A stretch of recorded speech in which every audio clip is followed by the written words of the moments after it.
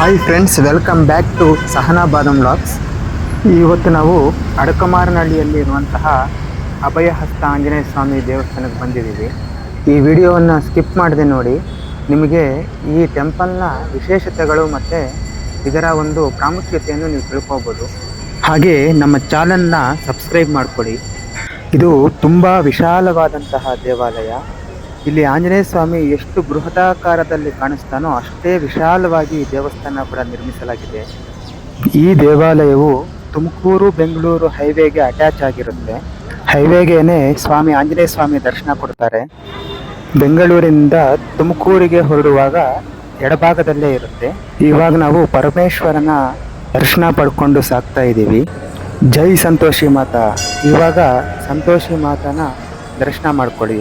ಇಲ್ಲಿರುವಂತಹ ಎಲ್ಲ ದೇವರುಗಳು ಕೂಡ ನಿಮಗೆ ಅಮೃತ ಶಿಲೆಯಲ್ಲೇ ನಿರ್ಮಿಸಲಾಗಿರುತ್ತೆ.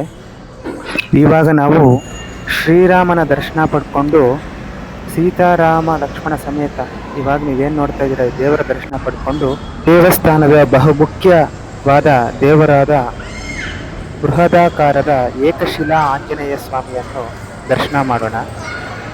ಈ ಆಂಜನೇಯ ಸ್ವಾಮಿ ವಿಗ್ರಹವು 100 ಟನ್ ಅಂದರೆ 1,00,000 kg ಭಾರವಿದ್ದು 36 ಅಡಿಗಳ ಬೃಹದಾಕಾರದ ವಿಗ್ರಹವಾಗಿದೆ.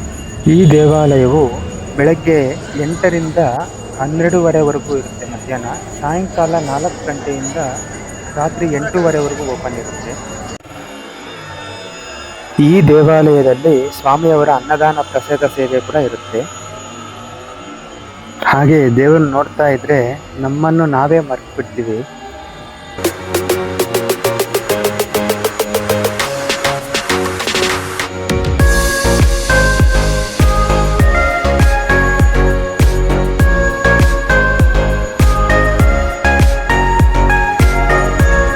ಈ ಒಂದೇ ದೇವಸ್ಥಾನದಲ್ಲಿ ಎಲ್ಲ ದೇವರುಗಳ ದೇವಸ್ಥಾನಗಳು ಕೂಡ ಇದೆ. ನೀವು ನೋಡ್ತಾ ಇರ್ಬೋದು. ಇವಾಗ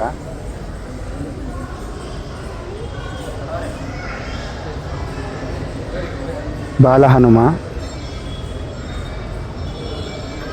ನೋಡಿ, ಎಷ್ಟು ಸುಂದರವಾದ ಗಣಪತಿ ನೋಡಿ. ನಾಗದೇವತೆಗಳು. ಇಲ್ಲಿ ಶನೇಶ್ವರರ ದರ್ಶನ ಕೂಡ ಆಗುತ್ತೆ. ಹಾಗೆ ಇಲ್ಲಿ ನವಗ್ರಹಗಳು ತುಂಬ ಅಚ್ಚುಕಟ್ಟಾಗಿ ನಿರ್ಮಿಸಲಾಗಿದೆ. ಎಲ್ಲ ದೇವರ ದರ್ಶನ ಪಡ್ಕೊಂಡು ಅನುಗ್ರಹ ಪಡ್ಕೋಬೋದು ಈ ದೇವಸ್ಥಾನಕ್ಕೆ ಬಂದರೆ. ಹೀಗೆ ಸಬ್ಸ್ಕ್ರೈಬ್ ಮಾಡಿ ಫ್ರೆಂಡ್ಸ್. ಹಾಗೆ ಇಲ್ಲಿ ಶಿರಡಿ ಸಾಯಿಬಾಬಾರ ದೇವಸ್ಥಾನ ಕೂಡ ಇದೆ. ಬಾಬಾರ ದರ್ಶನ ಪಡ್ಕೊಂಡು ನಮ್ಮ ಈ ವಿಡಿಯೋವನ್ನು ಮುಕ್ತಾಯ ಮಾಡ್ತಾ ಇದ್ದೀವಿ ಫ್ರೆಂಡ್ಸ್. Thanks for watching.